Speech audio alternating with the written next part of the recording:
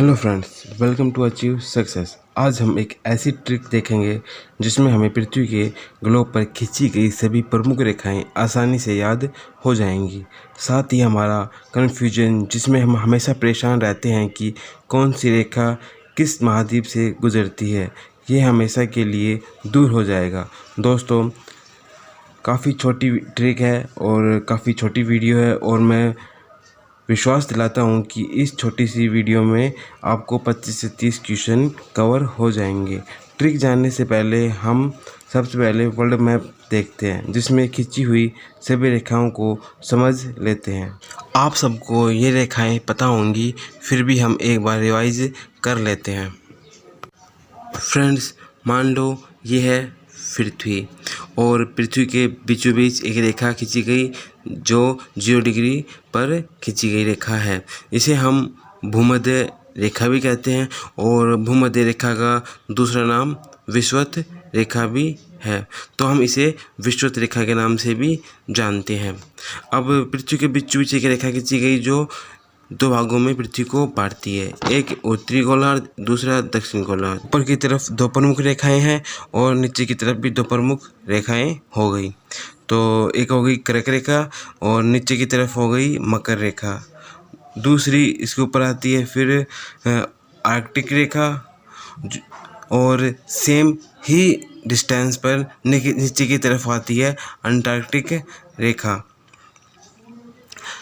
अब ये होने के बाद हम अपने चलते हैं अपनी ट्रिक की तरफ। अब ट्रिक समझने से पहले फ्रेंड, हम अपने एक यहाँ पर एक छोटी सी टेबल बना लेंगे और इस टेबल में हम क्षेत्रफल के हिसाब से अपने महाद्वीप लिख लेंगे। फ्रेंड, ये याद रखना कि हम यहाँ पर अपने महाद्वीप के नाम क्षेत्रफल के हिसाब से लिखेंगे, ना कि जनसंख्या के हिसाब से। और क्षेत्रफल के हिसाब से भी कैसे लिखना है, सबसे पहले हमारा सबसे बड़ा महाद्वीप और फिर छोटा, फिर छोटा, फिर से छोटा।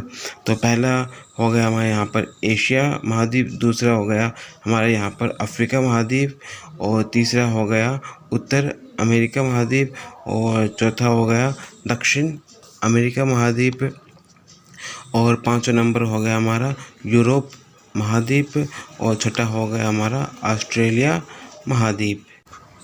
फ्रेंड्स, ये सब लिखने के बाद अब हमें इस टेबल को ध्यान से समझना है और इस टेबल में हमें यहाँ पर 3 बार आम लिखना है और 3 बार ही कवि लिखना है।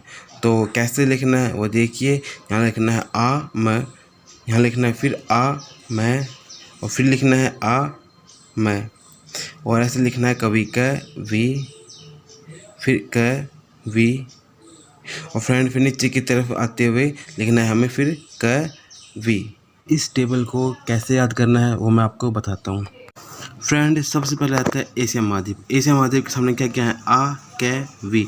तो आ से आर्कटिक रेखा, कैसे कर्क रेखा और वी से विषुवत रेखा एशिया महाद्वीप से होकर गुजरती हैं। फिर आता है अफ्रीका महाद्वीप। अफ्रीका महाद्वीप कहा कि मैं है, तो मैं से मकर रेखा, कैसे कर्क रेखा, वी से विषुवत रेखा। फ्रेंड, उत्तर अमेरिका। उत्तर अमेरिका में आर्कटिक रेखा होकर गुजरती है और कैसे कर्क रेखा होकर गुजरती हैं।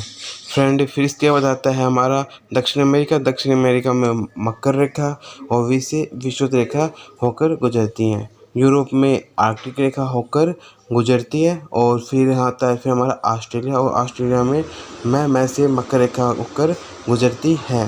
फ्रेंड, अगर आपको हमारी यह वीडियो अच्छी लगी हो तो अपने दोस्तों के साथ भी शेयर ज़रूर करें और लाइक शेयर कमेंट भी ज़रूर करें।